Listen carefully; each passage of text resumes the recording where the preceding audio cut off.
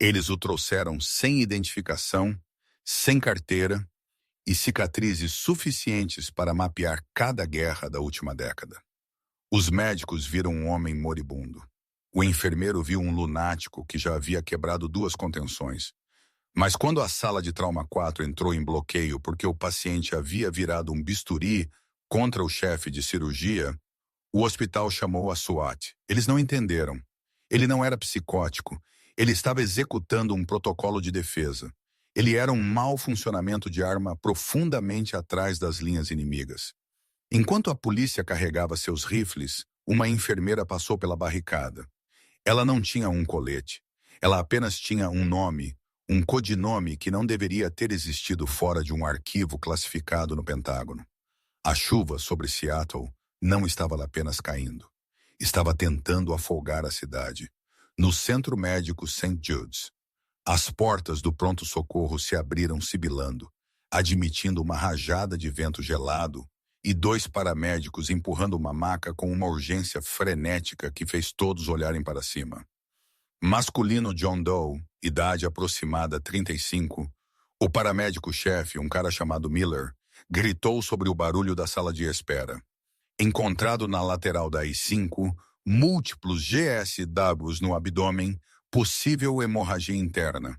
Ele está combatente e combativo. Tivemos que sedá-lo, mas ele queimou 5 miligramas de Vers como se fosse água. Amelia Hart olhou para cima da estação de triagem. Ela tinha 42 anos, uma enfermeira veterana que havia passado seus 20 anos em Landstuhl, Alemanha, tratando meninos que haviam sido estraçalhados em lugares que não conseguiam pronunciar. Ela conhecia o olhar nos olhos de Miller. Não era apenas urgência, era medo. Trauma 4. Dr. Sterling latiu. Sterling era o novo plantonista. Brilhante, arrogante e totalmente jovem demais para entender que medicina não era apenas sobre encanamento. Era sobre pessoas. Chamem a segurança lá dentro. Ele está se debatendo. Amélia abandonou sua prancheta e seguiu a correria. Dentro do trauma 4, o caos reinava. O paciente era uma parede de músculos e tecido cicatricial, escorregadio de chuva e sangue. Apesar de ter perdido o que pareciam 2 litros de sangue, ele estava lutando com uma ferocidade primal e aterrorizada. Seus olhos estavam bem abertos, pupilas dilatadas, correndo pela sala, procurando ameaças, não ajudantes. "Segurem-no!" Sterling gritou, tentando colocar um estetoscópio no peito do homem. "Sai de cima de mim!" A voz era um raspado rouco, soando como se tivesse sido quebrada por gritos. O homem não apenas empurrou o enfermeiro. Ele torceu os quadris e usou a alavanca de suas pernas para jogar um homem de 90 quilos no carrinho de emergência. Foi um movimento tático. Amélia parou na porta. Ela observou as mãos do homem. Ele não estava se debatendo. Ele estava alcançando a cintura, verificando uma arma lateral que não estava lá, então varrendo a mão esquerda em direção ao peito, procurando um rádio. Restrições de couro agora. Sterling gritou, recuando enquanto o paciente balançava um soco selvagem que errou a mandíbula do médico por uma polegada. "Não me toquem", o homem rugiu. "Perímetro violado. Preciso de uma extração. Preciso de uma extração agora." "Ele é psicótico", Sterling murmurou, pegando uma seringa de uma bandeja. "Me dê haloperidol. 10 mg.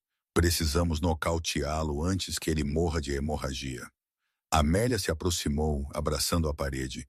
Ela observou os olhos do homem. Ele não estava olhando para os médicos. Ele estava olhando para as saídas de ar. Ele estava verificando as linhas de visão. Ele estava calculando saídas. "Doutor, espere", Amélia disse, sua voz cortando o ruído. "Ele não é psicótico. Ele está em flashback. Você o encurrala. Ele vai matar alguém." "Enfermeira Hart, a menos que você tenha um diploma em psiquiatria do qual eu não esteja ciente. Pegue um membro e o segure." Sterling estalou. 2 seguranças, homens corpulentos chamados Davis e Kowalski, avançaram sobre o paciente. Foi um erro.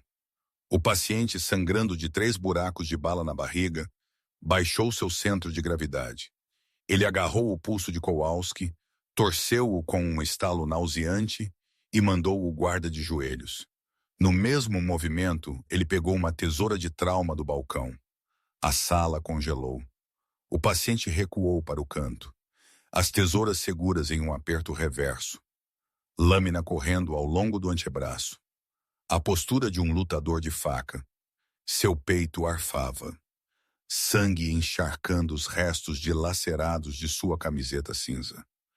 "Recuem!" o homem sussurrou. A agressão havia sumido, substituída por uma clareza fria e aterrorizante. "Qualquer um que cruzar a linha, eu cortarei a artéria braquial. Eu o farei sangrar até a morte em 90 segundos." Sterling empalideceu. Código prata. Código prata. No trauma 4. Temos uma situação de refém armado. Amélia não se moveu. Ela olhou para o homem. Havia uma tatuagem em seu antebraço interno, parcialmente obscurecida por sangue. Era um tridente, mas não o tridente padrão da marinha que todos reconheciam. Era uma chave mestra cruzada com um raio. Ela sentiu um arrepio na espinha que não tinha nada a ver com o ar-condicionado. Ela conhecia lá aquele símbolo. Ela não o via há 15 anos, não desde que seu irmão Michael havia enviado a ela um esboço de um lugar que ele não tinha permissão para nomear. Este não era um viciado. Este não era um gangster. Este era um fantasma. O hospital entrou em bloqueio. O estrondo do alarme era ensurdecedor. Luzes piscando, pintando o corredor em estrobos de vermelho e branco. A polícia já estava a caminho. O distrito ficava a apenas 3 quarteirões de distância. Dentro do trauma 4, o impasse havia transformado a sala estéril em uma zona de morte. O Dr. Sterling e a enfermeira restante, uma jovem chamada Chloe, que tremia incontrolavelmente, estavam encolhidos perto dos tanques de oxigênio. O segurança, Kowalski, segurava seu pulso quebrado, gemendo no chão. O homem, o soldado, estava no canto. Ele estava balançando. A adrenalina estava diminuindo e a perda de sangue estava o alcançando. Seu rosto estava cinzento, suor escorrendo pela testa. Mas a mão que segurava as tesouras não tremia. "Senhor", Sterling gaguejou, levantando as mãos. "Você está morrendo. Você tem intestinos perfurados. Você precisa de cirurgia." Nenhum pessoal naturalizado, o homem arrastou as palavras. Ele piscou, balançando a cabeça como se para dissipar estática. Eu preciso da chave de criptografia." "Onde está o comando?" "Não somos comando", Sterling disse, sua voz aumentando em pânico. "Somos médicos. Você está em um hospital em Seattle. Seattle está comprometida", o homem murmurou. Ele olhou para a porta. Pela pequena janela, ele podia ver os primeiros policiais chegando, sacando suas armas. Seus olhos endureceram. Hostis no perímetro. Amélia deu um passo à frente. Ela se moveu lentamente, suas mãos vazias e abertas. "Hart! Volte!" Sterling sibilou. Amélia o ignorou. Ela parou a 3 metros do homem. Ela precisava ver seu rosto claramente. Ele tinha uma cicatriz correndo pela sobrancelha esquerda e uma mandíbula que parecia esculpida em granito. Mas foram seus olhos, assombrados, aterrorizados, que a cativaram. "Ei!" ela disse suavemente. O olhar do homem se voltou para ela. As tesouras levantaram uma polegada. "Fique para trás. Eu vou derrubá-lo." "Eu sei", Amélia disse. Ela não usou sua voz de enfermeira, aquele tom suave e condescendente que ensinam na escola. Ela usou a voz que usava quando seu pai, um sargento-mor da marinha, chegava em casa bêbado e bravo. Uma voz de ferro envolta em veludo. "Você é treinado para fazer isso. Você provavelmente já fez isso centenas de vezes." O homem piscou. Ele parecia confuso porque ela não estava implorando. "Mas você não quer fazer isso hoje", Amélia continuou, dando meio passo mais perto. "Porque se você nos quisesse mortos, estaríamos mortos. Você está esperando por algo." A respiração do homem engasgou. Ele pressionou uma mão contra o lado, sangue escuro brotando entre seus dedos. Protocolo 7 Alfa. Flecha quebrada. O coração de Amélia parou. Flecha quebrada. Era o código para uma unidade que havia sido invadida e comprometida. Era um pedido de apoio aéreo catastrófico imediato em sua própria posição. Ele pensou que estava chamando um ataque aéreo sobre si mesmo para evitar a captura. Do lado de fora da porta, a polícia estava gritando. Solte a arma! Saia com as mãos para cima! Eles estão entrando, o homem sussurrou. Ele mudou seu aperto nas tesouras. Ele estava se preparando para atacar a porta. Se ele fizesse isso, os policiais o transformariam em queijo suíço. Eles não são hostis, Caleb, Amélia disse. O nome escapou. Ela não sabia se era o nome dele, mas ela se lembrava das letras. Seu irmão, Michael, havia escrito sobre um Caleb, o melhor atirador que ele já vira. Um garoto de Wyoming que conseguia acertar uma moeda de 1/4 a 1 quilômetro de distância. Caleb. O homem congelou, sua cabeça inclinada. Quem te disse esse nome?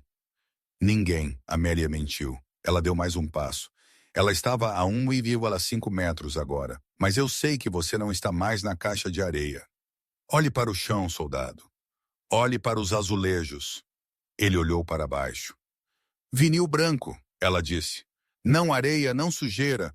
Olhe para as luzes, fluorescentes, não o sol. Ele olhou para cima, piscando rapidamente. A realidade estava começando a transparecer na alucinação. Ele balançou violentamente, seus joelhos cedendo. Ele se apoiou no balcão. Eu não consigo, ele ofegou. As comunicações estão fora. Eu não consigo alcançar o observador. Eu sou o observador, Amélia disse. A sala ficou em silêncio. Até Sterling parou de respirar. O homem olhou para ela, procurando em seu rosto com um desespero que partiu o coração dela. Eu sou o observador, ela repetiu, sua voz firme. E eu estou chamando o vento. Você está desviando para a esquerda. Você precisa corrigir. Você precisa se acalmar, Caleb. Essa é uma ordem direta. Ele a encarou, as tesouras tremendo em sua mão. Por um segundo, ela pensou que havia funcionado. Então a porta se abriu. Polícia, largue isso. 3 oficiais invadiram a sala, Glocks em punho. O barulho repentino quebrou a frágil conexão. Caleb rugiu, a alucinação voltando ao lugar. Ele não largou a arma. Ele avançou sobre o oficial mais próximo, movendo-se mais rápido do que um homem moribundo tinha direito de se mover. Não, Amélia gritou. Ela se jogou não nos policiais, mas em Caleb. Ela bateu em seu lado sangrando, envolvendo seus braços em sua cintura. O ímpeto os jogou ambos no chão duro. Não atirem, ela gritou, protegendo o corpo dele com o dela. Não atirem nele! Caleb se debatia sob ela, preparando-se para um golpe que provavelmente quebraria o pescoço dela. Whisky! Amélia gritou em seu ouvido. Whisky! Tango! Foxtrot! 49! O homem congelou instantaneamente. Seu braço levantado para golpear ficou suspenso no ar. Os policiais estavam gritando, lasers dançando nas costas de Amélia. Mas ela não se moveu. Ela segurou o homem com força, sentindo o batimento frenético de seu coração contra o peito dela. Sierra 1, ela sussurrou, lágrimas ardendo em suas pálpebras. Esta é Sierra 2, verifique o sinal. O homem soltou as tesouras. Sua mão desceu não para golpear, mas para agarrar o antebraço dela. Seu aperto era fraco, enfraquecendo. Sierra 2, ele ofegou. Verifique, eco. VII. Seus olhos reviraram. A luta o abandonou de uma vez. Ele ficou mole em seus braços. Peguem o carrinho de emergência. Amélia gritou, rolando para fora dele e imediatamente aplicando pressão em suas feridas. Estamos perdendo-o. Não se atrevam a atirar nele. Ajude-me. 4 horas depois, a tempestade ainda estava furiosa lá fora, mas o furacão dentro do St. Jude's havia se mudado para a UTI. Caleb, se esse era o nome dele, estava vivo, mal. Os cirurgiões haviam removido 3 balas, projéteis de 9 mm, de emissão policial ou tático de curta distância. Ninguém sabia. Ele estava entubado, sedado e algemado aos trilhos da cama com algemas de aço reforçadas. 2 PMs armados, polícia militar, estavam do lado de fora da porta de vidro. Amélia sentou na sala de descanso, suas mãos tremendo em torno de uma xícara de café morno. Seus uniformes estavam manchados com o sangue dele. Você quer me dizer o que diabos aconteceu lá? Ela olhou para cima. O detetive Thorne estava encostado no batente da porta. Ele era um bom policial, cansado e cínico, mas justo. Eu desescalei um paciente, Amélia disse. Você gritou um monte de bobagens e derrubou um homem que acabou de quebrar o pulso de um segurança, Thorne disse, puxando uma cadeira. E então a Marinha aparece 20 minutos depois e nos diz que esse cara não existe. Eles limparam as imagens de segurança, Hart. Sumiram. Backups na nuvem, servidores locais. Puf! Amélia apertou sua xícara com mais força. Quem são eles? Homens de terno que não sorriem, Thorne disse. Eles o estão transferindo para Bethesda assim que ele estiver estável. Talvez antes. Eles tentaram levá-lo a 1 hora, mas seu cirurgião-chefe criou coragem e disse a eles que movê-lo agora o mataria. Thorne se inclinou. Amélia, você o chamou de Caleb. E você gritou um codinome, Sierra 1. Como você sabia disso? Amélia desviou o olhar. Eu chutei. Mentira, Thorne disse. Você não chuta um código de reconhecimento de combate. Quem é ele? Eu não sei, ela sussurrou. E essa era a verdade. Ela não o conhecia. Ela conhecia o fantasma dele. Bem, é melhor você descobrir, Thorne disse, levantando-se, porque esses ternos, eles não estão aqui para ajudá-lo. Um dos PMs deixou escapar. Eles não estão guardando um herói, Amélia. Eles estão guardando um traidor. Eles disseram que ele agiu por conta própria, matou sua própria unidade. Eles estão esperando que ele acorde para poder interrogá-lo, não para prender uma medalha nele. Amélia sentiu o sangue sumir de seu rosto. Matou sua própria unidade. Isso é impossível, ela disse. É? Thorne encolheu os ombros. A guerra faz monstros. Ele a deixou sozinha na sala de descanso. Amélia pegou seu telefone. Suas mãos tremiam tanto que ela mal conseguia digitar. Ela abriu um aplicativo criptografado antigo que não usava há anos. Era uma caixa de sapatos digital onde ela guardava os scans das cartas de Michael. Michael Hart, seu irmão mais novo, um observador da equipe SEAL. Bem, eles nunca disseram o número. Ele havia morrido 4 anos atrás em um acidente de treinamento na costa do Iêmen. Essa era a história oficial. Acidente de treinamento, caixão fechado. Ela rolou até a última carta que recebeu. Era manuscrita, rabiscada nas pressas. Evie, as coisas estão ficando estranhas. Estamos trabalhando com um codinome fantasma, nome verdadeiro Caleb. Ele é o melhor, mas ele vê coisas. Se algo acontecer comigo, se a história não fizer sentido, lembre-se do código que eu te ensinei quando éramos crianças. A senha da casa na árvore. A senha da casa na árvore. Whisky, tango, foxtrot. E então uma linha que ela havia ignorado por anos, pensando que era apenas uma piada. O fantasma sabe onde os corpos estão enterrados, literalmente. Se eu sumir, encontre o fantasma. Amélia se levantou. A xícara de café caiu na lixeira. Eles iriam interrogá-lo. Eles o levariam para um local secreto e ele desapareceria para sempre. E o que quer que ele soubesse sobre Michael, a verdade sobre o acidente de treinamento, morreria com ele. Ela não podia deixá-lo acordar em uma sala cheia de ternos. Ela precisava ser o primeiro rosto que ele visse.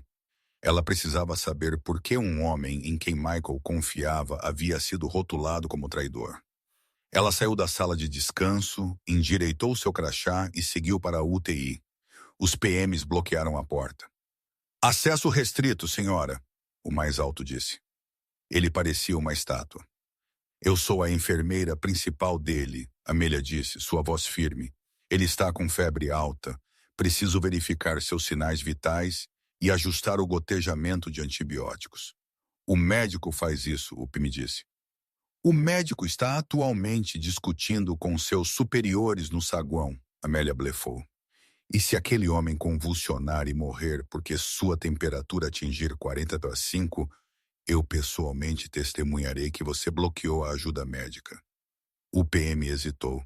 Ele olhou para o parceiro. O parceiro acenou. Faça rápido. A porta permanece aberta. Amélia entrou. A sala estava escura, iluminada apenas pelos monitores. Caleb estava lá, um emaranhado de tubos e fios. Ele parecia mais jovem agora que a raiva havia sumido.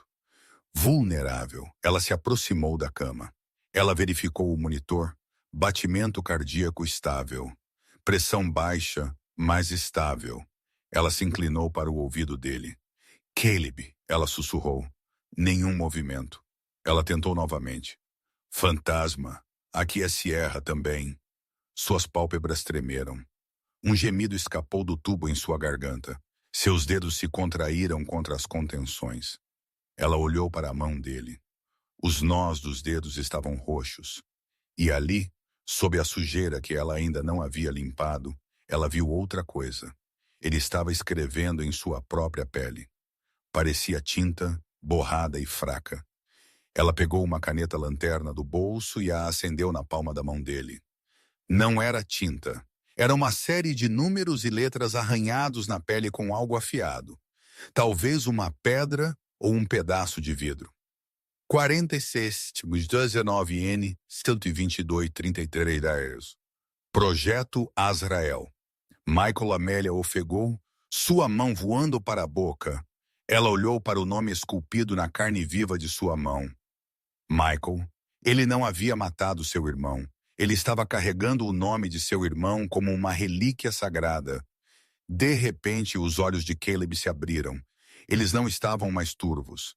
Eles estavam claros, intensos e focados nela. Ele não podia falar por causa do tubo, mas ele puxou violentamente seu pulso esquerdo. Ele estava tentando mostrar algo a ela. Amélia olhou para o monitor. Sua frequência cardíaca estava disparando. O alarme estava prestes a disparar. Shh, acalme-se, ela sussurrou.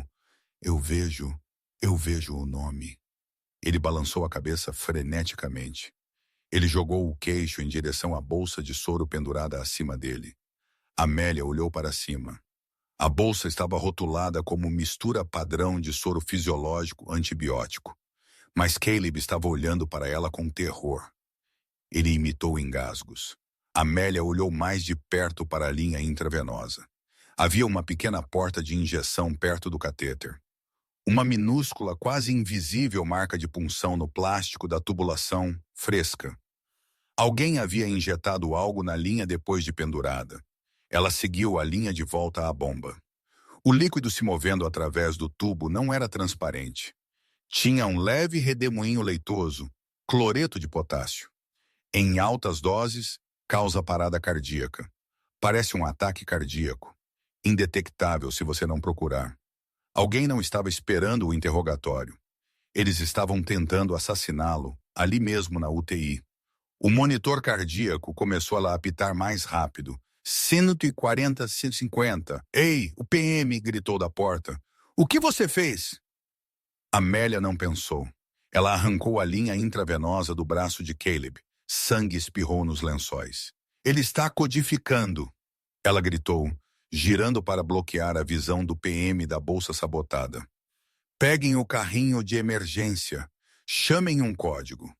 Enquanto o PM se virava para gritar pelo corredor, Amélia pegou a bolsa Ivaro sabotada, enfiou-a por baixo de sua blusa de uniforme e pegou uma bolsa nova da prateleira, espetando-a em segundos. Ela se inclinou perto de Caleb, cujos olhos estavam arregalados de pânico. Eles estão aqui, ela sussurrou. Mas eu também estou. Você fica vivo, fantasma. Você me ouve? Você fica vivo. O caos na UTI era absoluto. Os alarmes no monitor de Caleb estavam gritando uma linha reta. Não porque seu coração havia parado, mas porque Amélia havia desconectado os cabos em um borrão de movimento. Código azul. Eu vejo você. Cama 3. O intercomunicador soou. Amélia sabia que tinha menos de 90 segundos antes da chegada da equipe de emergência. Os PMs estavam gritando em seus rádios, distraídos pela súbita emergência médica. Eles eram soldados, não médicos. Eles recuaram da morte percebida, dando a Amélia a janela caótica de que ela precisava. Ela não iniciou a RCP. Em vez disso, ela pegou um laringoscópio e cortou a fita que prendia o tubo de respiração de Caleb. Acorde, ela sibilou, puxando o tubo com um deslizamento úmido e nauseante. Caleb engasgou, seu corpo arqueando para fora do colchão. Uma tosse violenta sacudiu seu peito, espalhando uma fina névoa de sangue. Ele puxou uma lufada de ar cru, seus olhos selvagens e desfocados. Quieto, Amélia ordenou, pressionando a mão sobre a boca dele. Se você fizer um som, nós dois estamos mortos. Você consegue andar? Caleb acenou fracamente. Ele jogou as pernas para o lado da cama, seu camisolão de hospital encharcado de suor. Ele estava cinzento, tremendo e funcionando apenas com a adrenalina e o fantasma de seu treinamento. Amélia jogou um jaleco sobre seus ombros e enfiou uma touca cirúrgica em sua cabeça. Apoie-se em mim. Não vamos sair pela frente. Ela chutou o freio da cama, empurrando-a em direção à porta para criar um bloqueio. Então arrastou Caleb em direção ao elevador de serviço da estação de enfermagem, o que era usado para lavanderia e lixo. Enquanto as portas do elevador se fechavam, ela viu o Dr. Sterling correndo pelo corredor, carrinho de emergência a reboque, seguido por dois homens de ternos escuros que definitivamente não eram administradores de hospital. Um deles tinha a mão dentro do paletó. O elevador desceu. Caleb desabou contra a parede de metal, escorregando até atingir o chão. Ponto de extração, ele ofegou, sua voz soando como vidro quebrado. O doca de carregamento, Amélia disse, verificando seu pulso. Estava lotado. Meu carro está no estacionamento dos funcionários. Um Honda bege. Não é um Black Hawk, mas terá que servir. Eles terão o perímetro seguro, Caleb murmurou, fechando os olhos. Contenção padrão. Eles verificarão cada veículo. Eles não verificarão os mortos, Amélia disse sombriamente. O elevador tocou no nível do subsolo, necrotério e patologia. Amélia puxou Caleb para cima. O corredor estava congelando, cheirando a formaldeído e cera de chão. Ela o levou não para a saída, mas para a sala de preparação de patologia. Suba na maca, ela ordenou. O quê? Suba. Puxe o lençol. Você é um John Doe que não conseguiu. Caleb hesitou, então entendeu. Ele subiu na bandeja de aço inoxidável. Estava gelada. Amélia jogou um lençol branco sobre ele, cobrindo seu rosto. Ela empurrou a maca em direção às portas da doca de carregamento, onde as vans da funerária geralmente ficavam paradas. Um segurança sentava perto da porta rolante, uma prancheta em seu colo. Não era o velho Jerry que geralmente trabalhava à noite. Era um cara novo, pescoçudo e alerta. O coração de Amélia batia contra as costelas. Ela empurrou a maca com autoridade. Espere, o guarda disse levantando-se. Para onde você está levando isso? Nenhuma liberação não autorizada durante o bloqueio. Amélia não diminuiu a velocidade. Ela parou a maca a centímetros de suas canelas. Ela abaixou sua máscara, revelando um rosto trovoso de exaustão e raiva. Isso não é uma liberação, gênio. Isso é uma transferência para o cooler de transbordo porque o freezer principal está quebrado novamente. Você quer sentir o cheiro de um corpo de 3 dias? Fique à vontade. Verifique-o. Ela agarrou a ponta do lençol. O guarda franziu o nariz, recuando. O cheiro de sangue e doença grudado em Caleb era real o suficiente. Apenas vá. O guarda a dispensou com a mão, não querendo lidar com a papelada ou o cheiro. Amélia empurrou a maca para o concreto encharcado de chuva da doca de carregamento. A tempestade ainda estava furiosa. A chuva chicoteava seu rosto. Kay escondendo suas lágrimas. Ela varreu o estacionamento. Seu carro estava a 45 metros de distância. Livre, ela sussurrou. Caleb sentou-se, o lençol caindo como um sudário. Ele parecia um cadáver que havia decidido andar. Eles chegaram ao Honda. Amélia o empurrou para o banco do passageiro e o reclinou totalmente. Ela jogou um cobertor sobre ele no momento em que um SUV preto contornou a esquina do hospital. Holofotes varrendo o estacionamento. Ela ligou o motor. Ele engasgou, então pegou. Ela dirigiu lentamente, dolorosamente, lentamente, em direção à cabine de saída. A barra de barreira estava abaixada. Um policial acenou uma lanterna em seu rosto. Identificação, ele exigiu. Amélia entregou seu crachá de hospital. Suas mãos estavam firmes.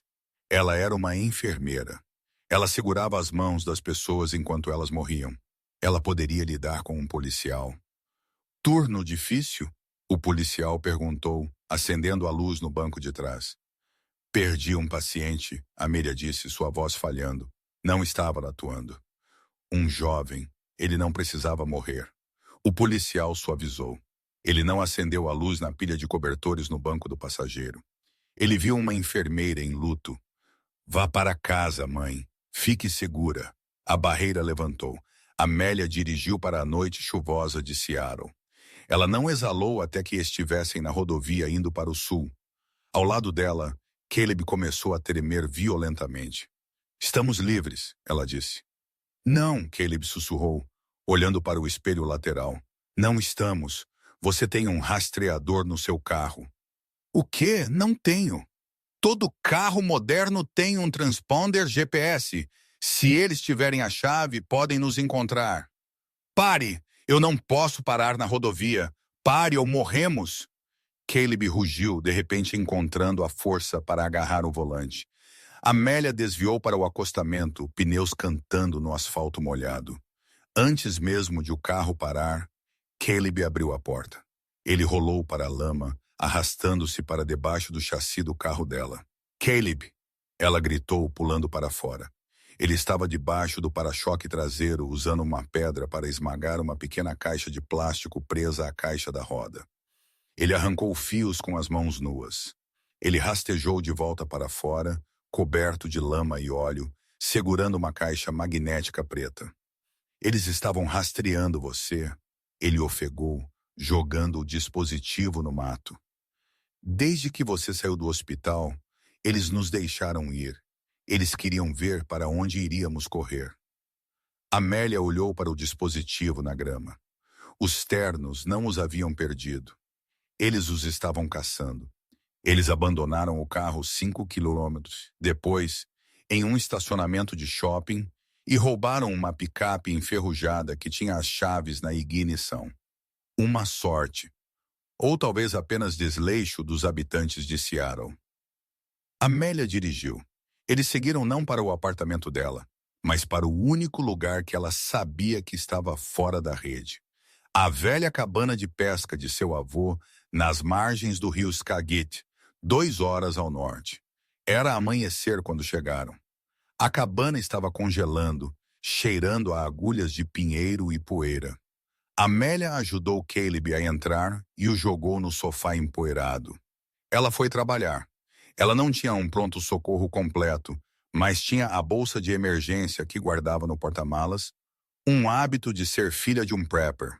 Suturas, antibióticos, lidocaína, soro fisiológico. Ela limpou suas feridas. Os buracos de bala estavam irritados e vermelhos, mas a cirurgia havia resistido.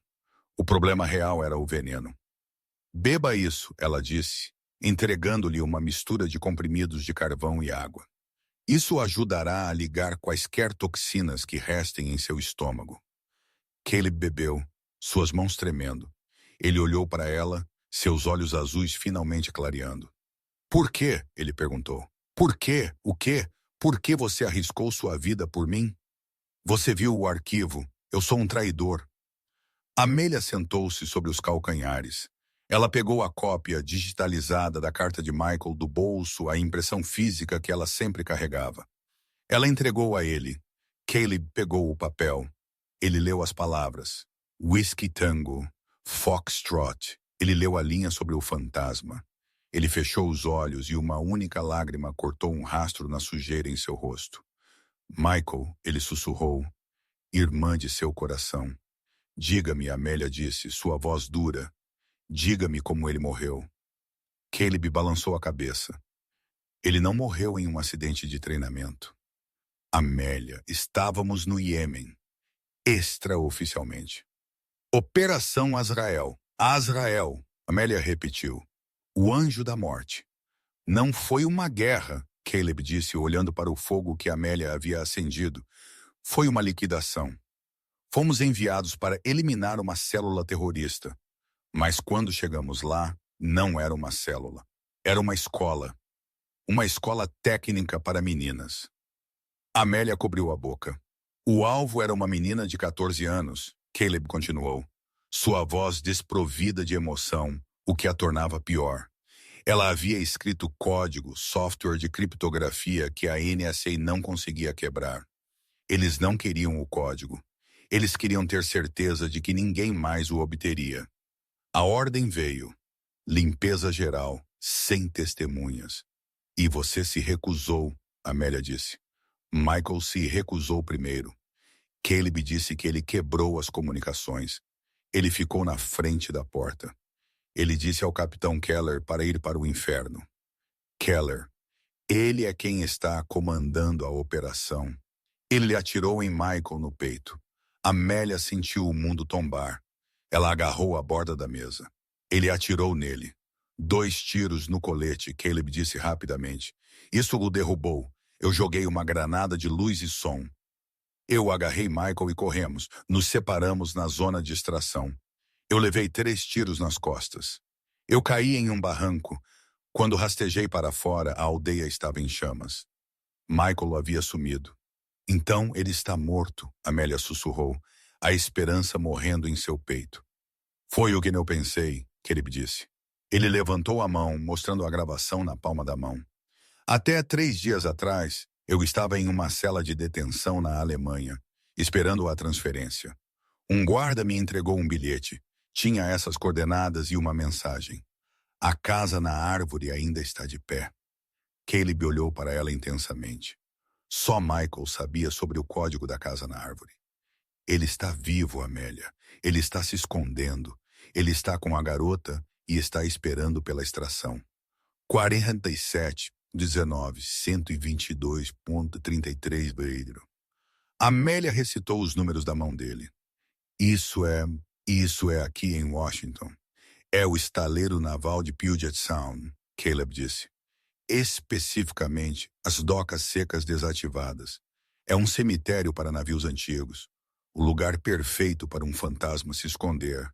Então nós vamos para lá, Amélia disse levantando-se. Não, Caleb disse tentando se levantar e falhando. Eu vou para lá. Você fica aqui. Keller sabe que você está envolvida agora. Ele enviará os limpadores. Você nem consegue andar. Amélia gritou. Você acha que vai se infiltrar em uma base naval, encontrar meu irmão e escapar de um esquadrão de extermínio enquanto suas entranhas estão unidas por supercola e pontos? Eu sou um SEAL, Caleb rosnou. Eu opero. Você é um paciente, Amélia gritou de volta. E eu sou a enfermeira e agora eu sou a única razão pela qual você está respirando. Nós vamos juntos ou você não vai de jeito nenhum. Ela pegou uma espingarda enferrujada do suporte acima da lareira. Ela abriu a culatra, verificando os cartuchos. Eu sei atirar, ela disse. Papai me ensinou. Caleb olhou para ela. Ele viu o mesmo aço que havia visto em Michael. Ok, ele disse suavemente. Nós vamos juntos. Mas antes que pudessem se mover, o som de um pesado motor a diesel cortou o silêncio da floresta. Então o ranger de pneus no cascalho. A cabeça de Caleb levantou-se abruptamente. Eles nos encontraram. Como? Amélia ofegou. Abandonamos o carro. Satélites, Caleb disse, empurrando-se do sofá, a dor estampada em seu rosto.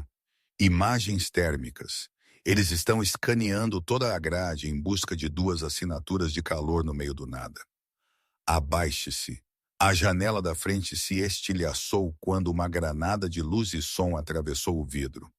A explosão foi ensurdecedora. Luz branca queimou as retinas de Amélia, e a onda de choque a jogou contra a parede mais distante. Seus ouvidos zumbiam, um assobio agudo que afogava o mundo. Ela não conseguia ver. Ela só conseguia sentir o calor do fogo onde a granada havia incendiado o tapete. Uma mão agarrou sua gola. Caleb. Ele a arrastou pelo chão, mantendo-se abaixado. Balas começaram a mastigar as paredes de madeira da cabine, enviando estilhaços voando como fragmentos. Thack, thwack, thwack, rifles suprimidos. Profissionais. Cozinha! Caleb gritou, sua voz soando submersa para seus ouvidos danificados. Eles rastejaram para a cozinha. Caleb virou a pesada mesa de carvalho, criando uma barricada. Ele tinha a espingarda na mão. 2 atiradores na frente, um flanqueando a retaguarda. Caleb analisou instantaneamente. Ele não era mais o paciente moribundo. Ele era o ceifador. Amélia, o tanque de propano, ele gritou. O quê? O fogão. Ligue o gás. Todos os queimadores. Amélia correu para o fogão. Ela girou os botões. O silvo de gás encheu o pequeno cômodo. Janela. Caleb apontou para a pequena janela acima da pia. Vá. Ele a ajudou a subir. Ela caiu na grama molhada do quintal. Estava escuro. A chuva ainda caía. Caleb saltou atrás dela, aterrissando pesadamente. Ele gemeu, segurando o lado. Sangue fresco escorria por suas bandagens. Corra para a linha das árvores, ele ordenou. Eles correram em direção à densa floresta a 45 metros de distância. Atrás deles, 3 figuras vestidas com equipamento tático preto arrombaram a porta da frente da cabine. Limpar esquerda, limpar direita, uma voz gritou. Caleb parou na beira das árvores. Ele levantou a espingarda, mirando não nos homens, mas na janela da cozinha pela qual eles haviam acabado de sair. Fogo no buraco, ele sussurrou. Ele apertou o gatilho. O chumbo da espingarda quebrou a janela da cozinha e soltou faíscas contra o fogão de ferro fundido lá dentro. O gás acendeu. Bum! A cabana não apenas queimou, ela se desintegrou. A onda de choque derrubou Amélia na lama. Uma bola de fogo em forma de cogumelo subiu ao céu, transformando a noite em dia. O telhado desabou, enterrando os 3 mercenários em um túmulo de fogo. Amélia deitou na lama, ofegando. Caleb estava ao lado dela, verificando o carregador de uma pistola que ele aparentemente havia tirado de um dos homens durante a fuga. Não, ele não estava segurando nada. Ele estava blefando. Nós os pegamos? Ela gaguejou. Pegamos a equipe de entrada, Caleb disse, examinando a floresta com os olhos estreitos. Mas Keller não estará muito atrás. Ele terá um drone sobrevoando em 5 minutos. Ele olhou para Amélia. Seu rosto estava manchado de fuligem, seus uniformes rasgados. Precisamos de outro veículo, ele disse. E precisamos de armas, as de verdade. Meu vizinho, Melia disse, apontando através das árvores. Sr. Henderson, ele é um fanático por armas. Tem um bunker. Ele está na Flórida para o inverno. Caleb realmente sorriu. Era um sorriso aterrorizante e selvagem. Lidere o caminho, Sierra 2. Eles invadiram a propriedade de Henderson como gafanhotos. Encontraram um velho Jeep Cherokee e um cofre de armas que Caleb abriu em menos de 3 minutos. Ele se armou com um AR-15 e uma Glock 19. Ele entregou a Amélia uma Sig Sauer 9mm. Segurança desativada. Aponte e aperte, ele instruiu. Eu sei, ela disse, verificando a câmara. Eles dirigiram para o sul, evitando as rodovias, mantendo-se nas estradas de extração de madeira. Caleb estava enfraquecendo novamente. A adrenalina da explosão estava diminuindo, deixando-o cinzento e tremendo. Você está sangrando, Amélia disse olhando para ele. Eu estou bem, ele mentiu. Você não está bem. Você precisa de uma transfusão. Me leve ao estaleiro, Caleb ofegou. Me leve ao Michael, então eu posso morrer. Eles chegaram aos arredores de Bremerton à meia-noite. O estaleiro naval de Puget Sound pairava à distância, um complexo industrial extenso de guindastes e navios de guerra cinzentos. As docas secas ficam no lado norte, Caleb disse, olhando para um mapa em seu telefone. Acesso restrito, alta segurança. Como entramos? Não nos esgueiramos, Caleb disse. Batemos. Ele encostou o jipe. Ele ligou o rádio no colete tático roubado que havia encontrado no esconderijo de Henderson. Na verdade, era apenas um colete de caça, mas parecia o certo. Ele o sintonizou em uma frequência específica, um canal militar de emergência. Aqui é o suboficial Caleb Thorne, ele falou no rádio, sua voz projetando uma autoridade de comando que gelou Amélia. Transmissão clara. Estou iniciando o protocolo Broken Arrow no setor norte 1. Tenho o pacote. Repito, tenho o pacote Azrael. Hostis estão chegando. Solicito apoio imediato. Ele largou o microfone. Você acabou de dizer a toda a marinha que estamos aqui. Amélia sibilou. Exatamente. Caleb disse.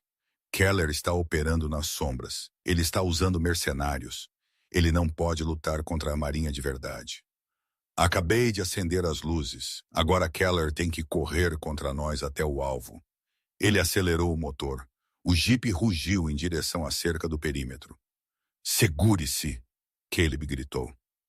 Ele bateu no portão. A cerca de arame se rasgou com um guincho de metal. Eles estavam dentro. Eles aceleraram pelo labirinto de contêineres e guindastes maciços. Ali Caleb apontou. Um casco maciço e enferrujado estava na doca seca 4. Um antigo destroyer desmontado para peças. Caleb pisou nos freios. Ele saiu do jipe segurando seu rifle. Michael, ele gritou na escuridão. Sierra 1, saia. Silêncio. Apenas o vento assobiando pela aparelhagem. Então um ponto laser vermelho apareceu no peito de Caleb. Amélia congelou. Ela levantou sua arma, mas não sabia para onde mirar. Abaixe a arma, fantasma! Uma voz ecoou das sombras do navio. Não era Michael. Um homem saiu de trás de um caixote. Ele estava usando um uniforme militar impecável, estrelas de general em seus ombros. Ele estava flanqueado por 6 soldados pesadamente armados que se moviam com a precisão de máquinas. General Keller. Você é um homem difícil de matar, Caleb, Keller disse sorrindo. E você trouxe a irmã. Que conveniente. Reunião de família. Caleb largou seu rifle. Ele estava muito fraco para lutar contra 6 homens. Ele caiu de joelhos. Onde ele está? Caleb cuspiu. Michael. Keller riu. Caleb, você realmente está com danos cerebrais. Michael não enviou essas coordenadas para você. Keller tirou um telefone do bolso. Eu fiz. Amélia sentiu o sangue gelar em suas veias. Era uma armadilha. Havia sido uma armadilha desde o começo. Não há Michael, Keller disse, aproximando-se, sacando uma pistola prateada. Ele morreu no Iêmen, assim como o relatório disse. Eu precisava que você saísse do esconderijo, Caleb. Eu precisava que você me trouxesse o drive criptografado que você roubou. E veja, você o trouxe para mim. Ele apontou a arma para a cabeça de Caleb. Adeus, soldado. Clique. O som de um martelo atingindo um pino de disparo, mas sem barulho. Keller franziu a testa, olhando para sua arma. Crack! Um tiro ecoou. Mas não veio de Keller. Veio do alto, da ponte enferrujada do destroyer. A arma de Keller voou de sua mão, estilhaçada por um tiro de sniper. Eu não faria isso, general. Uma voz ecoou pelos alto-falantes do estaleiro. Uma voz que Amélia não ouvia há 4 anos. Michael, ela sussurrou. No convés do navio, uma silhueta apareceu. Ele estava segurando um rifle longo. Ao lado dele estava uma pequena figura, uma adolescente. Fantasma! A voz de Michael ecoou. Saia da frente, a chuva está chegando. O estaleiro irrompeu em caos. O aviso de Michael, a chuva está chegando, não era uma metáfora. Do convés do destroyer enferrujado, a adolescente Sophie digitava furiosamente em um laptop robusto. De repente, os enormes holofotes de halogênio que iluminavam a doca seca explodiram em uma chuva de faíscas, mergulhando todo o setor na escuridão total. Visão noturna! O general Keller gritou, correndo para se abrigar atrás de um container. Matem todos! Zona de fogo livre! Mas os mercenários de Keller estavam lutando em um campo de batalha que acabara de ser virado contra eles. No alto, um guindaste maciço gemeu, ganhando vida, seu gancho balançando descontroladamente, controlado remotamente pela garota. Ele bateu em uma pilha de contêineres, fazendo-os cair como dominós na posição dos mercenários. Na lama, Amélia agarrou a gola de Caleb e o arrastou para trás do volante do jipe, no momento em que o para-brisa se desintegrou sob uma saraivada de tiros automáticos. Ele está vivo! Amélia soluçou, recarregando sua pistola com as mãos trêmulas. Caleb, ele está vivo. Fique abaixado, Caleb resmungou. Ele estava exausto, sua visão em túnel. Ele está dando cobertura. Precisamos flanqueá-los. Você não pode flanquear ninguém, Amélia gritou. Você mal consegue ficar de pé. Então você será minhas pernas, Caleb disse. Ele forçou o AR-15 nas mãos dela. Eu atrairei o fogo deles. Você cobre o lado esquerdo. Não os deixe cercar. Não, Amélia recusou. Nós ficamos juntos. Da escuridão do casco do navio, o estalo do rifle sniper de Michael ecoou novamente. Bang! Um mercenário caiu. Bang! Outro caiu. Michael os estava eliminando apenas pelo brilho do tiro. Keller, percebendo que sua equipe estava sendo desmantelada por um fantasma, entrou em pânico, abandonou seus homens e correu em direção ao jipe, sua arma reserva, uma submetralhadora, levantada. Ele não estava tentando escapar. Ele estava tentando matar as testemunhas. Morram, lixo traidor! Keller gritou, disparando balas no jipe. Tiros perfuraram a porta de metal. Caleb jogou-se sobre Amélia, levando um estilhaço no ombro. Ele gemeu, sua força finalmente falhando. Keller contornou o capô do jipe, o cano de sua arma nivelado com a cabeça de Caleb. O general estava sorrindo, seus olhos arregalados de loucura. Fim de jogo, fantasma. Amélia estava presa sob o peso de Caleb. Ela não conseguia levantar sua arma. Michael não conseguia atirar. O ângulo estava bloqueado pelo veículo. Keller apertou o gatilho. Clique. A arma engasgou. Um mau funcionamento do extrator. Por uma fração de segundo, houve silêncio. Keller olhou para a arma com descrença. Esse segundo foi tudo que Amélia precisou. Ela não tentou atirar nele. Ela não tinha o ângulo. Em vez disso, ela enfiou a mão no bolso e puxou a única arma que lhe restava, a pistola sinalizadora que ela havia tirado do kit de barco na garagem de Henderson. Ela enfiou o cano na fresta entre a porta do carro e a estrutura, mirando bem no peito de Keller, e apertou o gatilho. O sinalizador de magnésio atingiu Keller no colete tático. Não penetrou, mas incendiou instantaneamente, queimando a 3.000 yards. Keller gritou, largando a arma e arranhando o peito em chamas. A luz vermelha cegante o iluminou como um demônio na escuridão. Alvo marcado!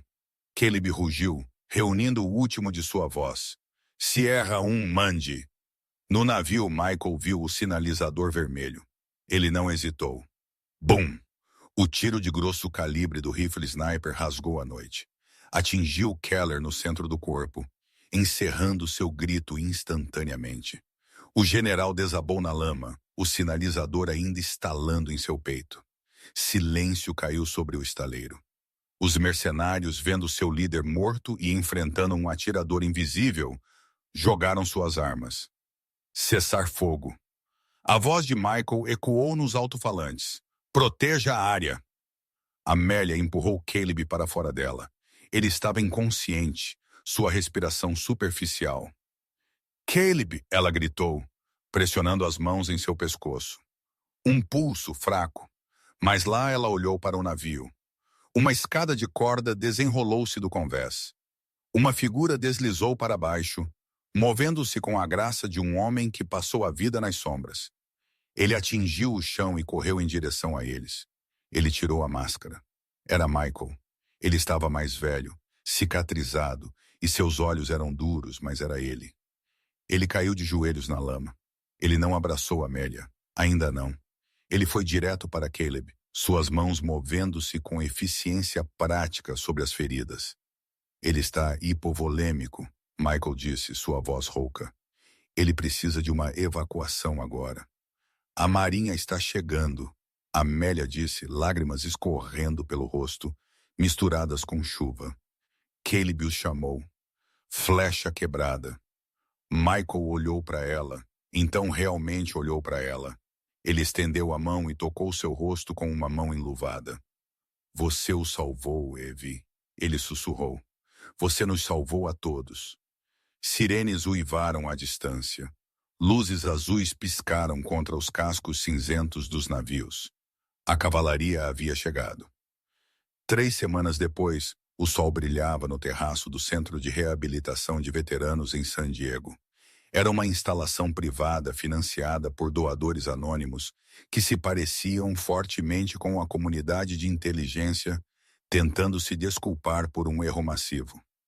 Amélia sentou-se em uma pequena mesa, 2 cafés à sua frente. A porta se abriu e um homem saiu. Ele estava usando uma bengala e se movia rigidamente, mas estava andando. Ele vestia roupas civis, jeans e uma camiseta que revelava as cicatrizes em cicatrização em seus braços. Caleb, ele sentou-se em frente a ela, fazendo uma careta levemente enquanto ajustava a perna. Eles me dizem que estou aposentado, Caleb disse tomando um gole do café. Baixa honorável, benefícios integrais e um acordo de não divulgação do tamanho de uma lista telefônica. E o General Keller? Melia perguntou. Postumamente destituído de patente, Caleb disse.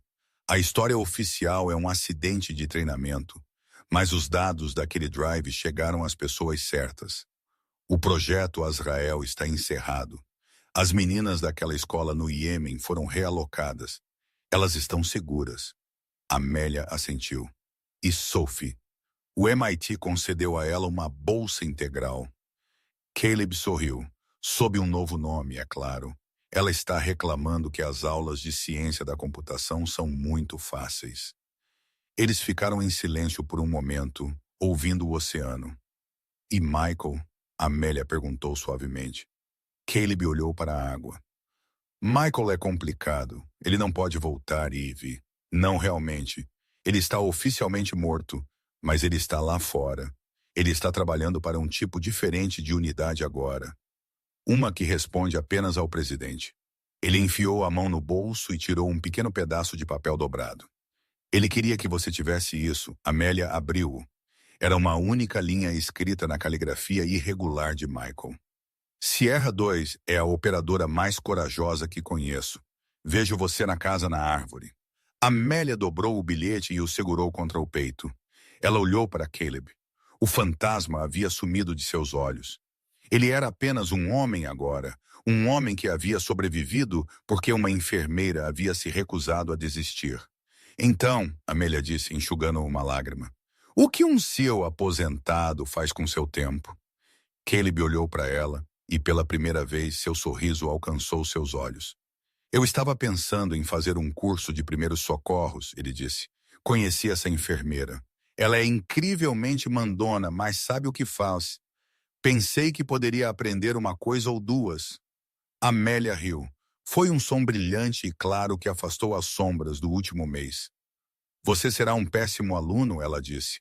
Provavelmente, Caleb concordou, estendendo a mão sobre a mesa para pegar a dela. Mas prometo ouvir a professora. Esta história nos lembra que às vezes os campos de batalha mais perigosos não estão em terras estrangeiras, mas nos lugares que menos esperamos. Não foram as armas ou o treinamento que salvaram a vida de Caleb naquela sala de trauma. Foi o amor de uma irmã por seu irmão e sua capacidade de reconhecer a humanidade em um homem que todos os outros viam como um monstro. Amelia Hart não apenas curou um paciente. Ela atendeu a um chamado que ninguém mais conseguia ouvir. Em um mundo cheio de ruído, ela ouviu o sinal. Uau, que jornada! Do caótico pronto-socorro em Seattle ao confronto encharcado de chuva no estaleiro, a história de Amélia e Caleb prova que heróis vêm em todas as formas. Alguns usam botas de combate e alguns usam uniformes cirúrgicos. Se esta história o manteve na ponta da cadeira, por favor, clique no botão curtir. Isso realmente ajuda o canal. E se você quiser mais histórias emocionantes de sobrevivência, mistério e drama da vida real, certifique-se de se inscrever e tocar no sino de notificação para nunca perder um upload. O que você achou da reviravolta com Michael? Deixe-me saber nos comentários abaixo. Obrigado por assistir e eu o verei no